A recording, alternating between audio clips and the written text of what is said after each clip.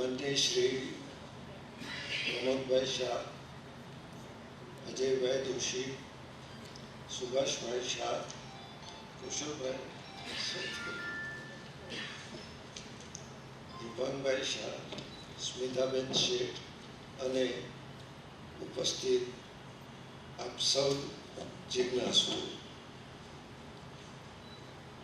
ગુજરાતમાં, આખા ગુજરાતમાં એવા બહુ ઓછા ઉપક્રમો છે કે જે આવી રીતે આ 97મો આપણો પર્યુષણનો મણકો છે, એટલે કે લગભગ એક સદીથી આવું અખંડપણે જ્ઞાન યજ્ઞ ચલાવતા હોય. આ જ્ઞાન યજ્ઞ છે.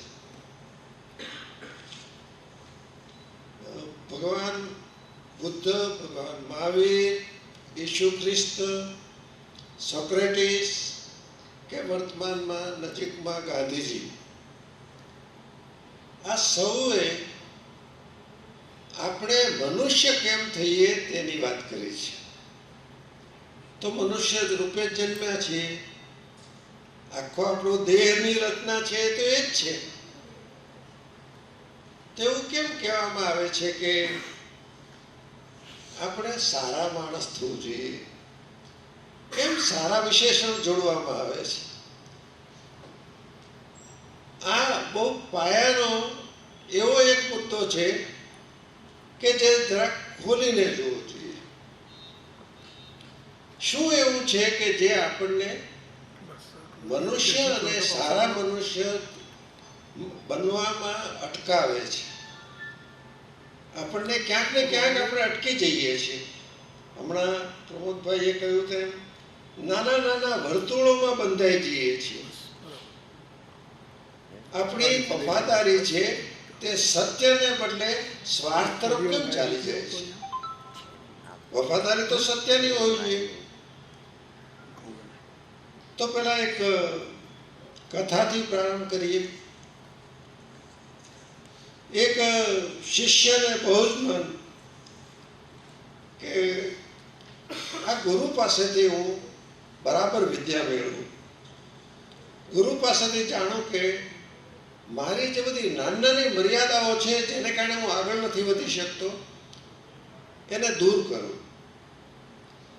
એટલે એમણે ગુરુને વિનંતી કરી કે મને સમજાવો. ગુરુ કે કાલે વહેલી સવારે આવજે. આવા જે વિશિષ્ટ ગુરુઓ હોય છે ને એ વિશિષ્ટ રીતે સમજાવે છે, માણસને હૃદય સુધી પહોંચે એમ સમજાવે છે. બીજે દિવસે સવારે શિષ્ય આવ્યો, ગુરુને પ્રણામ કર્યા. એટલે ગુરુએ નીચે પથ્થરની 3 પેલા રાખેલા. આપણે એને શું કહ્યું ગુરુએ? આપણે આ જે પર્વત છે ને એની ટોચે મંદિર છે ત્યાં સુધી પહોંચવું છે, અને એ મંદિરે પહોંચ્યા પછી જે તે પ્રશ્ન પૂછ્યો ને એનો જવાબ હું તને આપીશ. આ ત્રણેય જે પથ્થરના બેલા છે તે તું માથા ઉપર ઉંચકી લે. શિષ્ય તો ત્રણેય પથ્થર માથા ઉપર મૂક્યા અને ચડવા માંડ્યો. ભાગની મુસાફરી પૂરી કરી, ભાગ જેટલું ચઢાણ કર્યું એ કે ગુરુજી હવે તો એક ડગલું ચડાતું નથી. એમ શા કારણે? તો કે ભાર બહુ જ લાગે છે. તો કે એક પથ્થર ઉપરથી ફેંકી દે. પથ્થર ફેંકી દીધો, 2 જ પથ્થર રહ્યા. એટલે કે હવે હળવાશ થઈ ગઈ, હવે ચડી શકાશે.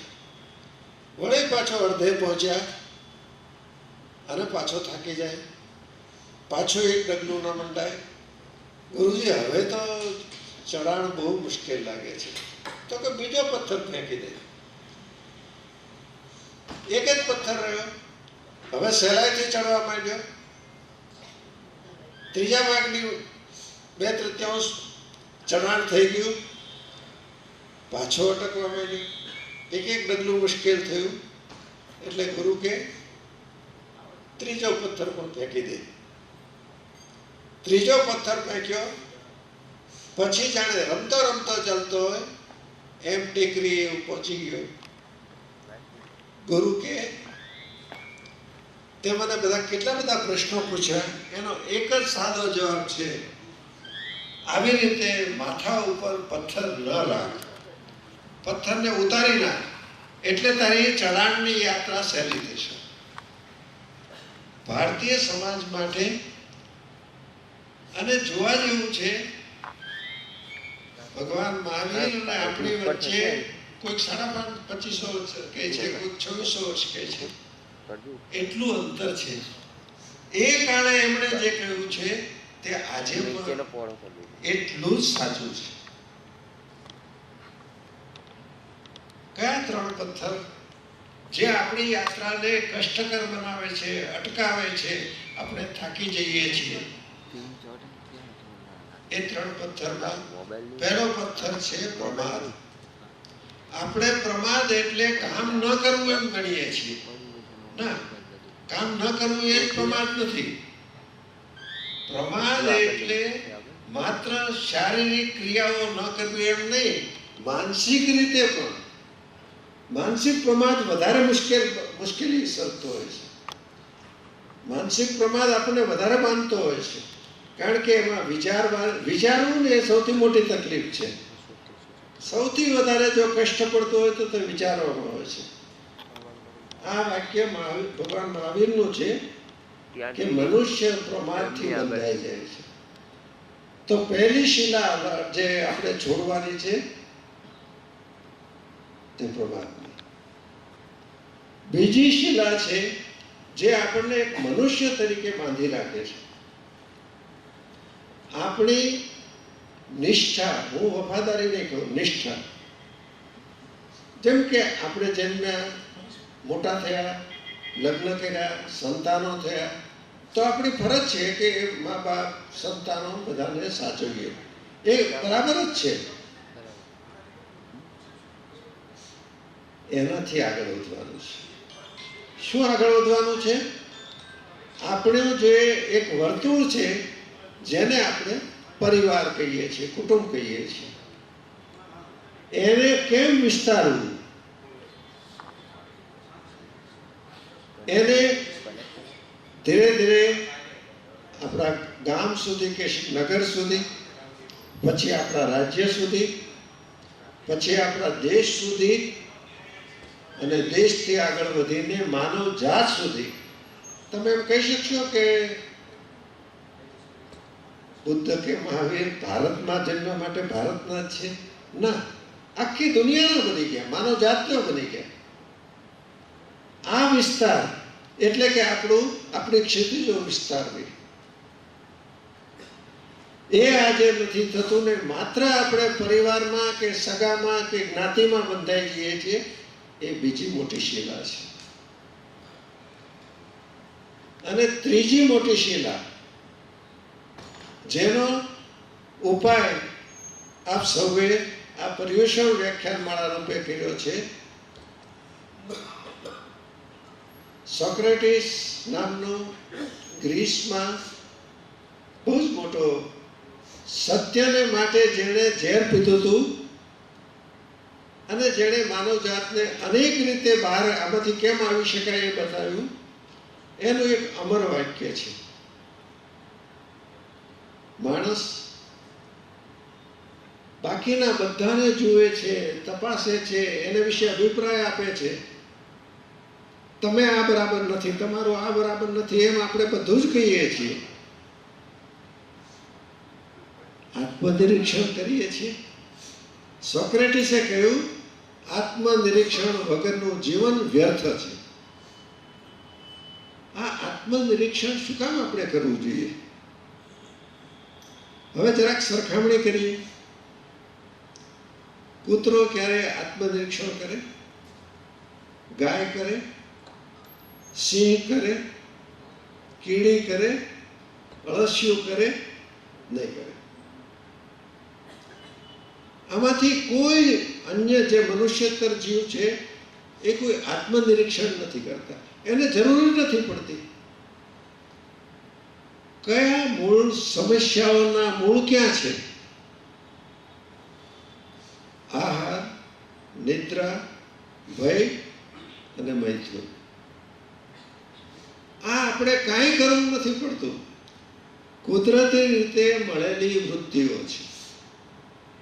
સહજપણે જન્મ સાથે જ મળે છે. ભૂખ લગાડવા માટે કથા નથી કરવી પડતી, પ્રાર્થના નથી કરવી પડતી, ભૂખ લાગે જ છે.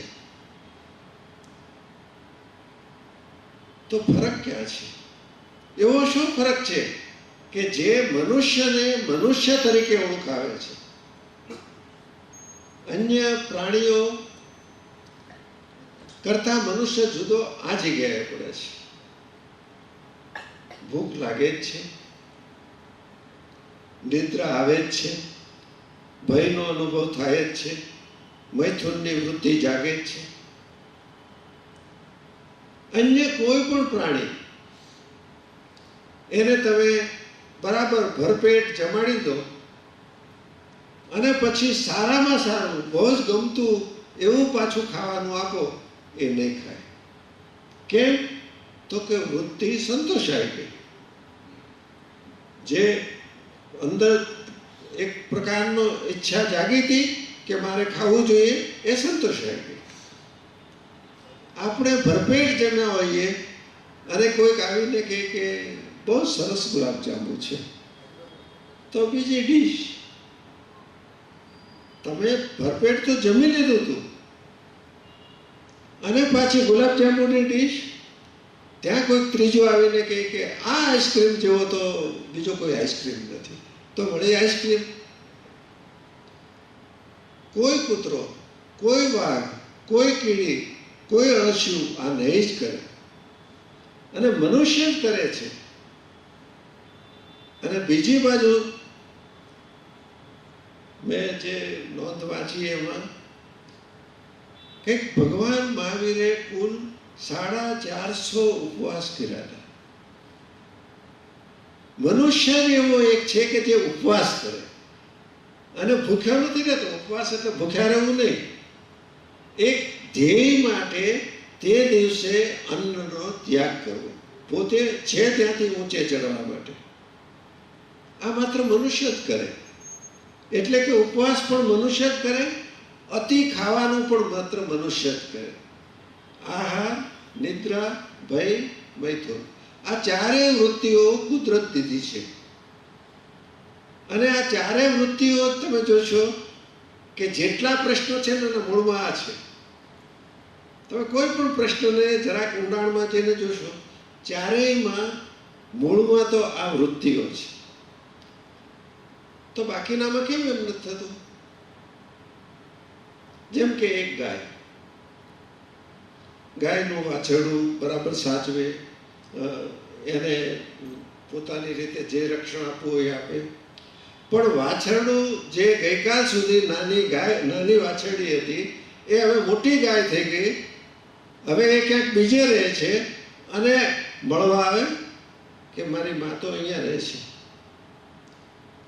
ન થાય, એ શક્ય નથી. એ ગાય મળવા આવે બીજી ગાયને જે એની માતા છે, અને આ એમ કે અરે તું ભૂખી છો, ચાલ આજે હું નહીં ખાઉં, તું જમી લે, આ ખોરાક તું ખા, આ ઘાસ તું ખા. નહીં બને. મનુષ્યમાં આ બનશે. કેમ બને છે મનુષ્યમાં?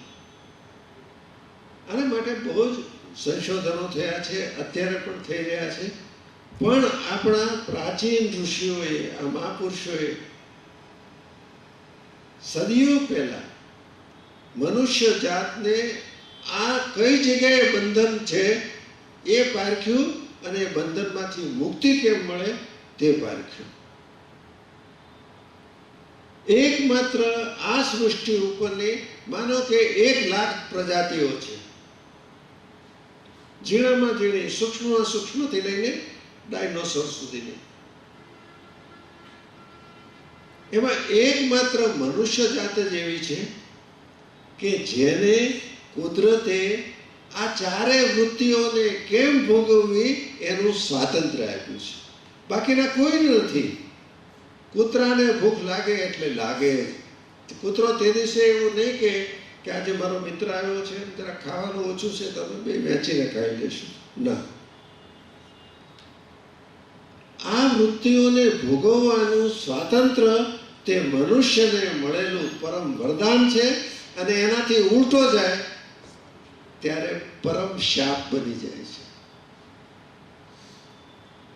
વિનોબાજીએ આને બહુ સરસ રીતે સમજાવ્યું છે કે મનુષ્ય પણ પ્રકૃતિની જેમ જ, પ્રકૃતિએ જે ગુણધર્મો આપ્યા છે તે પ્રમાણે જ વર્તે છે, પણ મનુષ્ય એનાથી ઉપર ઉઠી શકે છે. મારી પાસે એક જ રોટલો છે અને મારો મિત્ર આવે છે, મને ખરેખર એક રોટલા જેટલી ભૂખ છે, પણ મિત્ર આવ્યો છે માટે હું અડધો રોટલો ખાઉં છું ને અડધો એને આપું છું, કારણ કે એ ભૂખ્યો છે. તમે આને વ્યાપક પણ કરી શકો. અને એમની પાસે છે, પૈસા છે, સાધનો છે, સગવડ છે, જે કંઈ છે એને કોઈ પણ રીતે હું ઝૂંટવી પણ લઉં. ખિસ્સો કાપવું એ બીજું શું છે? કોઈ પણ માણસનું ખિસ્સો કાપવું એ શું છે? આનો અર્થ શું થાય છે કે મનુષ્ય પ્રકૃતિએ દીધેલી વૃત્તિઓ તો એનામાં છે જ, પણ એ સંસ્કૃતિ તરફ પણ વળી શકે છે. કચ્છમાં ધરતીકંપ થયો 2001 પારાવાર નુકસાન થયું, પણ કચ્છમાં જે દેશોએ ક્યારેય કચ્છ જોયો નહોતો, જે દેશોને ખબર નહોતી કે કચ્છમાં કયા કોણ રહે છે, જે દેશોમાંથી જે લોકોએ મદદ કરી એમણે પછી ક્યારેય કચ્છની મુલાકાત લીધી નહીં હોય, અને આખી દુનિયામાંથી મદદ આવે. આ કેમ બન્યું? આ સંસ્કૃતિ તરફની યાત્રા છે. અને યુદ્ધ, શોષણ, હિંસા એ આનાથી ઉલટી, એટલે કે વિકૃતિ તરફની યાત્રા છે. આ સમજવાની જરૂર છે. મનુષ્યને આ સ્વાતંત્ર્ય છે કે એને પ્રકૃતિ તરફથી વિકૃતિ તરફ જવું કે સંસ્કૃતિ તરફ જવું. આવું સ્વાતંત્ર્ય બીજા કોઈ જીવને નથી મળ્યું, માત્ર ને માત્ર મનુષ્યને મળ્યું છે. આવો પ્રશ્ન થાય છે કોઈ અન્ય જીવને કે હું કોણ છું, મારું કર્તવ્ય શું છે, હું વધારે સારો કેમ થાવ? કોઈ જીવને આવો પ્રશ્ન થતો. આપણને થાય છે, આપણે એના માટે પ્રયત્ન પણ કરીએ છીએ.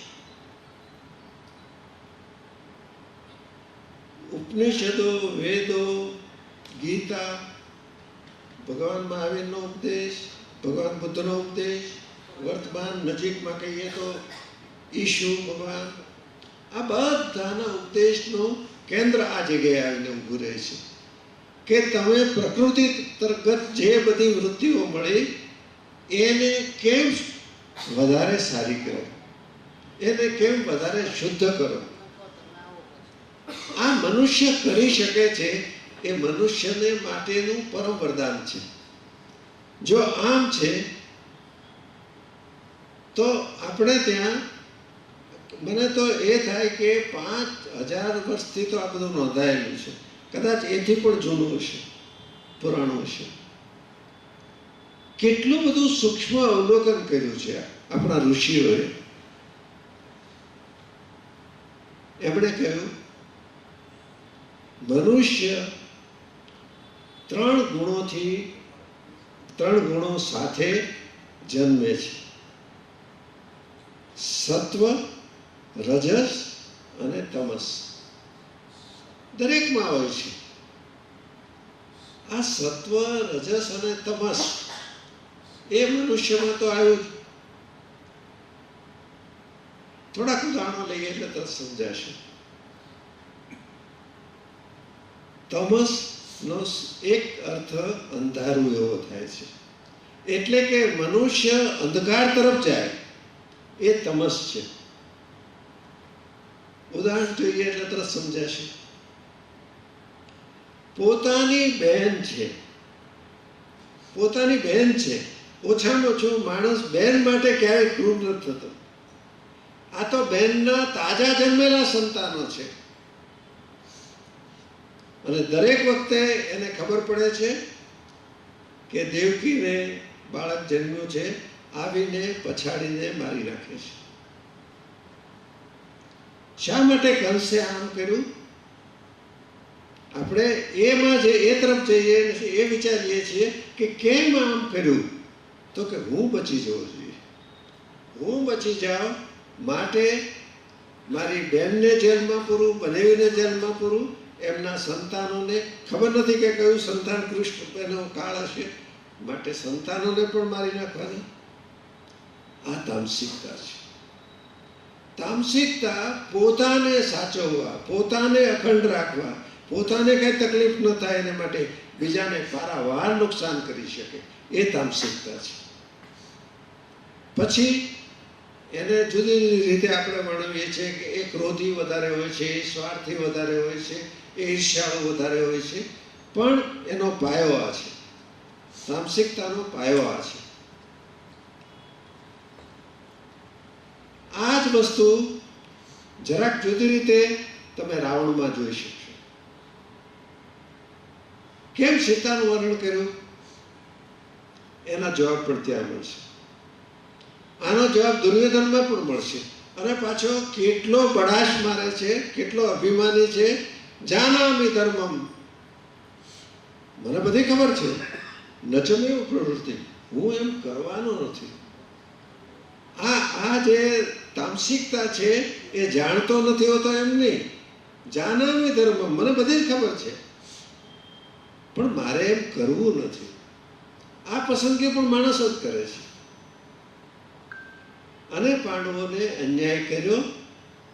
પરિણામમાં 18 અક્ષોહિણી સૈન્ય બે બાજુથી પૂરું થઈ ગયું. થોડાક જણ બચ્યા. આટલો વિનાશ, આટલા વિનાશના મૂળમાં શું છે? તામસિકતા છે. પોતાને જ કેન્દ્રમાં મૂકવાની વૃત્તિ છે. રાસિકતા,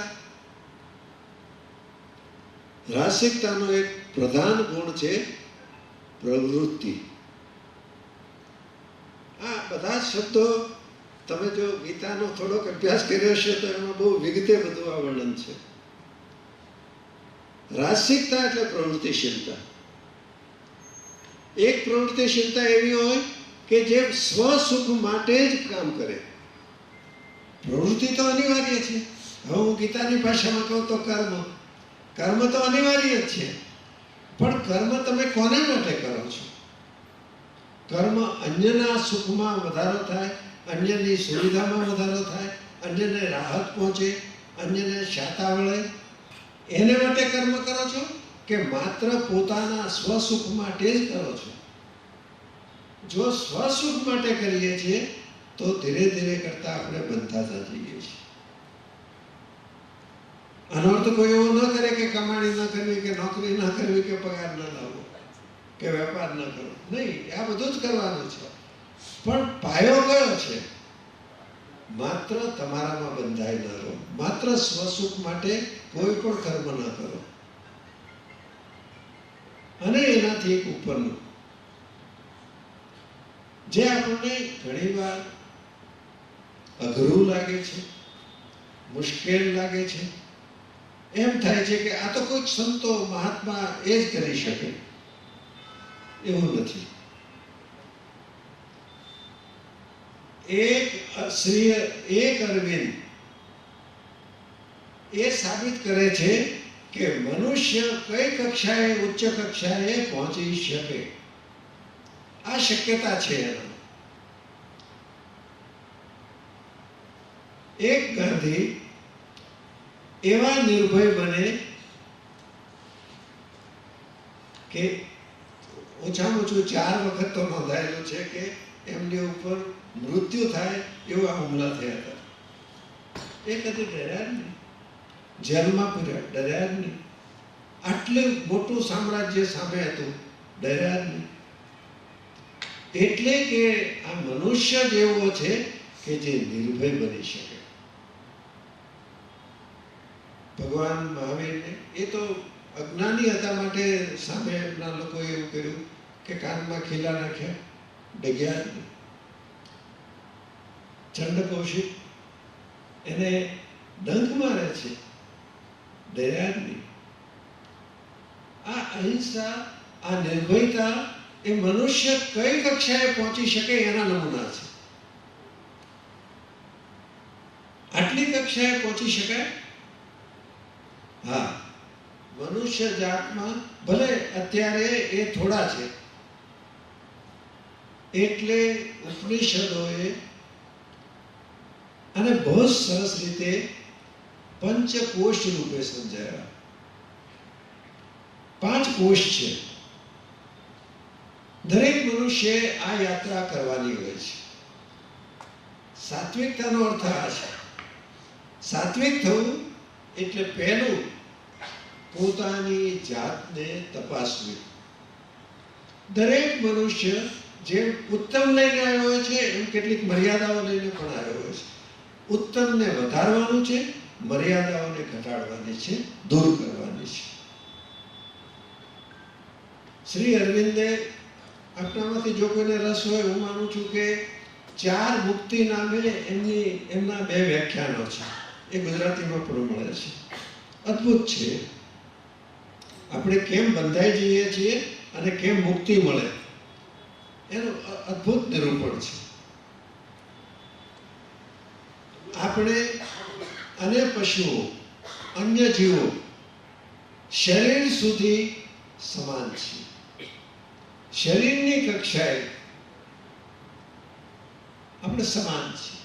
દેહની ભૂમિકાએ આપણે લગભગ સમાન છીએ. પણ મનુષ્ય એનાથી ઉપર ઉઠી શકે છે અને પ્રાણમય કોષ તરફ આગળ વધી શકે. અન્નમય કોષ, પછી પ્રાણમય કોષ.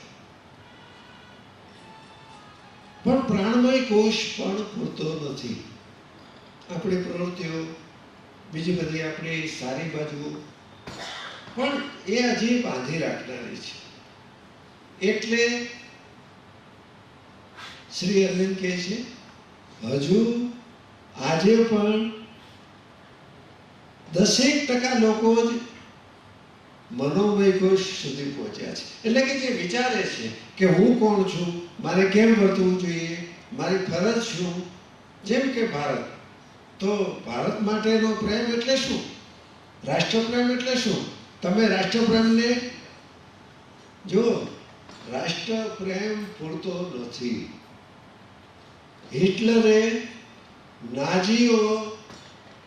એક નાજીવાદ ઊભો કર્યો હતો અને એમણે ધીરે ધીરે પ્રજાને એટલી, એક રીતે આપણી ભાષામાં કહીએ તો દારૂ પાયો, રાષ્ટ્રપ્રેમનો દારૂ પાયો. 60 લાખ યહૂદીઓને ગેસ ચેમ્બરમાં મારી નાખવામાં આવ્યા હતા. 60 લાખ. એનો અર્થ એ થયો કે રાષ્ટ્રપ્રેમ પણ પૂરતો નથી. રાષ્ટ્રપ્રેમને પણ શુદ્ધ કરવો પડે છે. આ મનોમય કોષ અને પછી ઉપરનો જે તબક્કો છે તે વિજ્ઞાનમય કોષ. વિજ્ઞાન એટલે વિશેષ પ્રકારનું જ્ઞાન. રસાયણ શાસ્ત્ર અને ભૌતિક શાસ્ત્ર ને એ વિજ્ઞાન નહીં, પણ હું કોણ છું એની તપાસમાં મનુષ્ય ધીરે ધીરે પોતાનું અવલોકન કરતો કરતો, એટલે આત્મનિરીક્ષણ. પછીનો બીજો તબક્કો જે વિજ્ઞાનમય કોષ. વિજ્ઞાન શું કરે છે? લેબોરેટરીમાં જાય છે. લેબોરેટરીમાં જુદા જુદા પ્રયોગ કરે છે અને સિદ્ધ કરે છે કે આ આમ છે અથવા તો આ આમ કામ કરે છે. એમ માણસ પોતાનું પરીક્ષણ કરે. આત્મ પરીક્ષણ કરવાની શક્યતા માત્ર મનુષ્યમાં છે, પણ એ કરી શકે છે. એટલે વિજ્ઞાનમય કોષ સુધી પહોંચી શકે છે. અને આ બીજા કોઈ જીવજંતુ પ્રાણીમાં શક્ય નથી. માત્ર ને માત્ર મનુષ્યમાં શક્ય છે. અને જે છેલ્લું એનું ટોચનું બિંદુ છે, જે મનુષ્યની યાત્રામાં ઉપરનો સૌથી ઉપરનો પડાવ છે. કેમ આવી અપેક્ષા રહી? કારણ કે આ યાત્રાના મુકામોમાં હજુ આપણી યાત્રા તો મર્યાદિત છે. આનંદમય કોશ,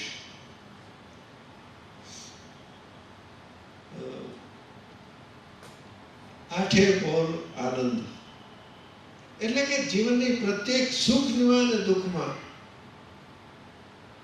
આનંદ જ આનંદ હોય. એ કક્ષાએ પહોંચવું હોય તો પોતે સાત્વિકતાના કોઈક એને નૈતિકતા શબ્દ પણ કહે છે, એટલે કે વ્યવહાર રૂપે, ગુણ રૂપે આ આનંદમય કોષને આપણે અવતારવાનું છે. ત્યાં સુધીની યાત્રા કરવાની છે. એ યાત્રા અઘરી છે. એ યાત્રા દેખાય છે એટલી સહેલી નથી, સમજીએ છીએ, પણ આ યાત્રા શક્ય છે. કારણ કે કોઈક ટાગોર, કોઈક અરવિંદ, કોઈક ગાંધી, જે હજુ હમણાં આપણી સામે જ જીવતા હતા અને જે મનુષ્ય રૂપે જન્મ્યા હતા. આપણા તમામ અવતારો મનુષ્ય રૂપે જન્મેલા છે અને મનુષ્ય રૂપે જન્મ્યા પછી પણ આવી અસાધારણ મુક્તિની કક્ષા એમણે પ્રાપ્ત કરી છે. આ મનુષ્યમાં શક્ય છે એ કેટલું મોટું આશ્વાસન છે. તો પ્રશ્ન એ થાય કે માણસ આવું કેમ થતો નથી? સમજે છે છતાં એમ કેમ કરતો નથી? પોતાનામાં પરિવર્તન કેમ કરતો નથી? આત્મશુદ્ધિ કેમ કરતો નથી? આ મનુષ્ય જાતનો મોટો કોયડો છે કે મનુષ્ય સમજે છે, મનુષ્યને ખબર છે, મનુષ્ય જાણે છે અને છતાં એમ વર્તતો નથી, વર્તનમાં એમ મૂકી શકતો નથી. રામકૃષ્ણ પરમહંસ ગઈ સદીના, જેમણે એમની ઉપાસના કાલીની હતી, કાલી માતાની, જે કાલી માતાની સાથે આમ વાત કરી શકતા, પણ એ તો ગામડાના હતા, સાદી સીધી ભાષામાં બોલતા હતા, સાવ સહેલી રીતે વાત કરતા હતા, મોટે ભાગે દ્રષ્ટાંતથી વાત કરતા હતા. એમણે એક અદ્ભુત દ્રષ્ટાંત આપ્યું છે. આ આપણે કેમ નથી કરી શકતા એને સમજાવતું દ્રષ્ટાંત છે. રામકૃષ્ણ દેવે એવું કહ્યું કે લાકડું એના જન્મ સાથે એક ગુણ લઈને જન્મે છે કે પાણી ઉપર એ તરશે. લાકડાને તમે પાણીમાં નાખો પછી પ્રાર્થના નથી કરવી પડતી કે હે પાણી, હે દેવ, તમે આને તારજો. નહીં, એ એનાનો ગુણ જ છે. એ ગુણ લઈને જન્મ્યું છે. રામકૃષ્ણદેવ કહે છે તમે પછી એના ઉપર ગારાનું એક પડ ચડાવો, કપડાનું એક પડ ચડાવો અને સૂકવી દો. 7 દિવસ સુધી આ કરો. 7 ગારાના પડ ચડાવ્યા, 7 કપડાના પડ ચડાવ્યા અને સૂકવ્યું. પછી તમે એને પાણીમાં નાખો. મૂળભૂત ગુણ, જન્મ સાથે મળેલો ગુણ, અંદર જે શક્યતા પડેલી છે તે ગુણ. હવે જરાક નામ પાડીને કહીએ તો આત્મતત્વ એ હતું જ. પણ પેલા ઉપર 7 પડ ચડ્યા અને તમે એ લાકડાને પાણીમાં નાખ્યું તો તળિયે ગયું.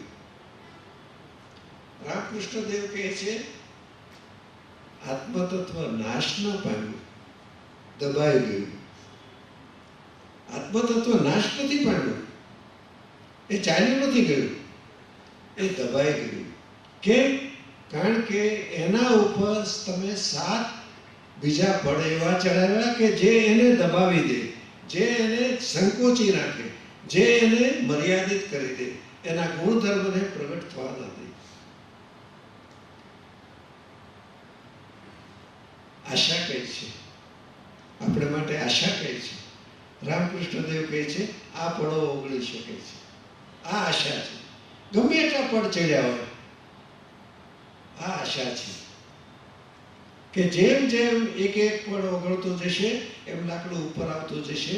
સાતે પડ જ્યારે ઓગળી જશે ત્યારે સહજપણે જ લાકડું પાણી ઉપર તરતું થઈ જશે. આ 7 પડ ઓગાળવા માટે તમે પર્યુષણ વ્યાખ્યાનમાળા રાખી છે. આ 7 પડ ઓગાળવા માટે સંવેદનશીલતાની કેળવણી કરીએ છીએ. આ 7 પડ ઓગાળવા માટે આપણે ભલાઈના કામો કરીએ છીએ. આ ભલાઈના કામ શું કામ કરીએ છીએ? આપણે ભલાઈ પોતે જ એક ગુણ બની જાય છે. એ શા માટે? કારણ કે આ પડ ઓગાળવા છે, આ મુક્તિની દિશામાં જવું છે. આ પડ ઓગાળવા ના 3 મોટા માધ્યમો છે. એક માધ્યમ જે સૌથી વધારે કામ કરે છે, અસરકારક બને છે, તે પરિવાર છે. પરિવાર આમાં સૌથી વધારે મનુષ્યના ઘડતરમાં ફાળો આપે છે. કેમ? કારણ કે પરિવારનું જે કામ કરવાની રીત છે એ નિયમો નથી, તર્ક નથી, પ્રેમ છે. જેમ કે પરિવારમાં બાળક અને વૃદ્ધ કામ જ નથી કરતા અને સૌથી વધારે સચવાય છે બાળક અને વૃદ્ધો. જે કામ નથી કરતા એ સૌથી વધારે સચવાય છે, કારણ કે ત્યાં માધ્યમ પ્રેમનું છે. પ્રેમ એટલે ત્યાં નિયમો નથી. આટલા વાગે જમી લેજો, આટલા વાગે આમ કરજો, એવા બધા નિયમો નથી, તર્કો નથી. બાળક તર્ક સમજતું જ નથી. એટલે પ્રેમના માધ્યમ દ્વારા પરિવાર બાળકને એવા એવા ગુણો આરોપી દે છે કે જેની બાળકને ખબર નથી કે મારા ઉપર શું અસર થઈ રહી છે. એ પછી મોટ પડે. મોહનની સામે તક હતી ને, અને મોહને કેટલી બધી ભૂલો કરેલી હતી, વારંવાર ભૂલો કરેલી, પણ માને કહ્યું તો મારે માનવું જોઈએ, અને એ પાડ્યું અને એમાંથી મહાત્મા ગાંધી થયા. આ પરિવારનું. બીજું અસાધારણ જે કામ કરી શકે આ પડ ઓગાળવાનું, તે છે વિદ્યાલય. આપણી કમનસીબી છે, આપણે બધા વિશ્વ ગુરુ થવા જ નીકળ્યા છે. અરે આપણા ગુરુ થઈએ તો ઘણું છે, વિશ્વ ગુરુ તો પછી બહુ મોટી વાત છે. આ અહંકાર છે, ફૂલાવેલો અહંકાર, મતો મેળવવા માટેનો અહંકાર છે. વિદ્યાલયો આપણા આજે 30 થી 40% કામ કરે છે. કેમ 30 થી 40%? એ શીખવાડે છે કે તું કમાણી કેમ કરી શકે, આજીવિકા કેમ ચલાવી શકે, કુટુંબનું ભરણ પોષણ કેમ કરી શકે. આ જરૂરી છે, કંઈ ખોટું નથી, પણ એ 40% ભાગ છે. હવે વિદ્યાલયોએ એ આખું કર્તવ્ય છોડી દીધું કે તું સારો માણસ થા. એ ભાગ જ છૂટી ગયો. એટલે તમે પ્રવૃત્તિઓમાં જુઓ, કાર્યક્રમોમાં જુઓ. હવે પ્રાર્થના કેવી રીતે થાય છે? તો બધા રૂમમાં ભૂંગળા મૂકી દીધા છે. બધા વિદ્યાર્થીઓ પોતાના રૂમમાં બેઠા છે, ભૂંગળામાં પ્રાર્થના બોલાઈ ગઈ, પ્રાર્થના થઈ ગઈ. આ તો એક ઉદાહરણ છે. રમત નથી, પ્રવાસ નથી, એવા કાર્યક્રમો નથી કે જેમાં એક બાળકને બીજું બાળક નિકટ આવે. આજે તો એમ કહેવામાં આવે છે બીજાના ગળા ઉપર પગ દઈને પણ તું સફળ થા. એ તરફ આજની સ્કૂલો છે. પણ આ સ્કૂલો કરી શકે. નઈ તાલીમની અનેક સ્કૂલોએ આ કામ કર્યા છે. એટલે કે એ શક્ય છે. આજે વિદેશોમાં મારા જે બધા ઓળખીતા અને સંતાનો છે એ બધા ત્યાંની પ્રાથમિક શાળાની વાત કરે ને આપણને એમ થાય કે ફરીવાર પાછા આપણે નાના થઈ અને ત્યાં ભણવા જઈએ. એવી અદ્ભુત રીતે કામ કરે છે. બીજું કામ આ વિદ્યાલય છે. કેવી રીતે આપણા ગુરુઓ કેવી રીતે શીખવતા? એક ગુરુની પાસે વિદ્યાર્થી આવે, વિદ્યાર્થી પ્રશ્ન પૂછે એટલે ગુરુ કહે કે બેટા સામે વડ છે ને એ વડનો ટેટો લઈ આવો, અને વડના ટેટાને ખોલવાનું કે તમે જોયું છે વડના ટેટામાં રાઈના દાણા જેવડું બી હોય છે. આ રાઈના દાણા જેવડા બીમાંથી વિકસિત થતા થતા આવો વિશાળ વટવૃક્ષ બને ત્યાં સુધીની શક્યતા ગુરુ એને સમજાવે છે. આ આનંદમય કોષ છે. આજે આપણા વિદ્યાલયો કરે છે. આવી પ્રશ્નાર્થ બુદ્ધિ, આવી એનાલિટિકલ ઇન્ટેલેક્ચ્યુઅલ કેપેસિટી છે આજે, એના તરફ ધ્યાન નથી. ત્યારે પ્રશ્ન પૂછે ને તો શિક્ષકને માઠું લાગે છે. એને એવું ચર્ચા નહીં કરું. પણ બીજું પરિબળ જે આ પણોને હટાવવાનું કામ કરે, મનુષ્યત્વને બહાર લાવવાનું કામ કરે, તે વિદ્યાલય છે. અને ત્રીજું ધર્મ તત્વ. હું ધર્મ તત્વ કહું છું. કોઈ પણ ધર્મ મનુષ્યત્વના પ્રગટીકરણ માટે જ છે. અને એમાં જેટલી આળપંપાળ, જેટલો દેખાવ, જેટલી હરીફાઈ, જેટલું બીજું બધું વધારાનું આવી જાય છે, એ મનુષ્યને બાંધનારું બની જાય છે. એનો એક અહંકાર ઊભો થાય છે. આજે ધર્મો એવી એક હરીફાઈમાં પડી ગયા કે મનુષ્યત્વનો વિકાસ એ કેન્દ્રમાં નથી રહ્યું. અમારે ત્યાં કેટલો વૈભવ છે, અમારે ત્યાં ફલાણું આટલું કેટલું છે, અમે આટલું કેટલું કર્યું, આંકડામાં જ ધર્મ સમાઈ ગયો. પણ ધર્મ આ કરી શકે. સાચો ધર્મ આ જ છે. આપણા એક બહુ જ મોટા વિદ્વાન અને એવું જ પંડિત સુખલાલજીનું પણ છે, આનંદ શંકર ધ્રુવ.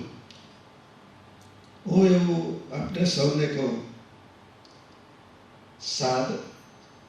સાદો નહીં, આપણો હિન્દુ, અરે કેમ નામ અત્યારે ગયું, આપણો ધર્મ. તમે જોજો એ એટલી સૂક્ષ્મતાથી આ હિન્દુ ધર્મ એટલે શું એની ચર્ચા કરી છે. અને બીજા હમણાંના મનુભાઈ પંચોળી, સાદો હિન્દુ ધર્મ, નાની કંઈક 20 પાનાની ચોપડી છે, પણ એમણે સમજાવ્યું છે કે ધર્મોમાં પણ ભયંકર યુદ્ધો થયા છે. માત્ર આપણે ત્યાં નહીં, રોમન કેથોલિક એ બધા પણ ત્યાં ખ્રિસ્તી ધર્મમાં પણ થયા છે, યુદ્ધો બધે થયા છે. એનો અર્થ કે ધર્મ પણ વિકૃતિ તરફ પણ લઈ જાય, ધર્મ સંસ્કૃતિ તરફ, સાત્વિકતા તરફ પણ લઈ જાય. આ આપણું કામ છે. આ ત્રણેયને કેમ બળવાન બનાવવા? એટલે કે પરિવાર, આજે પરિવાર તૂટતા જાય છે, આજે પરિવાર સંકુચિત થતા જાય છે. એને કેમ વધારે વ્યાપક કરવા? આપણા વિદ્યાલયો સાચા અર્થમાં વિદ્યાનું આલય, એટલે આલય એટલે ધામ, વિદ્યાના ધામ બને એ કરવાનું છે. અને ત્રીજું, ધર્મને નામે જે કંઈ થતું હોય એને તપાસો. જે આપણી સાત્વિકતા વધારે એ સાચો ધર્મ છે. એ પછી કોઈ પણ ધર્મ હોય. ધર્મમાં છેલ્લી વાત કહીને પૂરું કરું. 2 સ્વરૂપ હોય છે.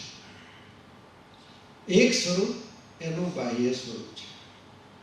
કોઈક માળા ફેરવે છે, કોઈક સફેદ કપડાં પહેરે છે, કોઈક ગેરુઆ કપડાં પહેરે છે, કોઈક અમુક રીતે પ્રાર્થના કરે છે. આપણે જેમ કે આમ પ્રાર્થના કરીએ, કોઈક આમ પ્રાર્થના કરે. આ બધા બાહ્ય તત્વો છે. એ બધા ધર્મના બાહ્ય તત્વો છે.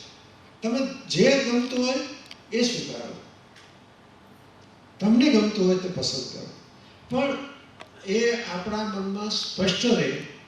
આ બધા બાહ્ય તત્વો છે. આંતરિક તત્વ શું છે? જે તમને ભલાઈ કરવા માટે પ્રેરે છે, જે તમને ઉદાર થવા માટે પ્રેરે છે, જે તમને વધારે સારા મનુષ્ય થવા તરફ પ્રેરે છે. મારે એ ચર્ચા નથી કરવી, એ સારું પણ નહીં. પણ અમારા દેવ આટલા મોટા છે અને બાકીના દેવ આટલા નાના છે, આવી તુલના કરનાર તો ઓછામાં ઓછું ધર્મને તો સમજતા નથી. આવી તુલના હોય જ નહીં શકે. હા, તમે એમ કહી શકો કે આ દેવની આ ખૂબી છે, ત્યાં સુધી તમે વાત કરી શકો. એટલે કે જે આપણા મનુષ્યત્વને ઘટાડે, આપણને સંકુચિત બનાવે, આપણને અનુદાર બનાવે, આપણને હિંસક બનાવે, એ ધર્મ જ નથી. વિનોબાજીએ કહ્યું છે, ધર્મનું કામ જોડવાનું છે, અધર્મનું કામ તોડવાનું છે. એ ગમે એવો રૂડો રૂપાળો હોય, એના આયોજનો ગમે એટલા ભવ્ય હોય, દેખાવ ગમે એટલો હોય મંદિરનો, નહીં, આપણે એનાથી નહીં આકર્ષાય. આ ત્રણેયને કેમ મજબૂત કરવા, એની પ્રેરણા તે હું માનું છું કે આ પર્યુષણ વ્યાખ્યાનમાળા છે. આપ સૌએ મને જે તક આપી, આ નિમિત્તે આપ સૌને થોડીક પાયાની વાત કરવાની મને જે તક મળી, એ માટે હું ખૂબ ખૂબ આપ સૌનો આપનો આભારી છું. અને મને એક વારંવાર લાગ્યા કર્યું છે, આ આપણા જે રોજબરોજના પ્રશ્નો છે એને આવી રીતે કોઈ પણ પૂર્વગ્રહ વગર તપાસવાનું કરવું, એ આપણે માટે આજે ક્યારેય નહોતી એટલી મોટી જરૂરિયાત બની ગઈ છે. કારણ કે આજે આપણને જે નથી તે દેખાડવામાં આવે છે અને છે તે છુપાવવામાં આવે છે. એવા જ્યારે સંજોગો છે ત્યારે આ પર્યુષણ વ્યાખ્યાનમાળાની બહુ જરૂરિયાત છે. આપ સૌનો ખૂબ ખૂબ આભાર.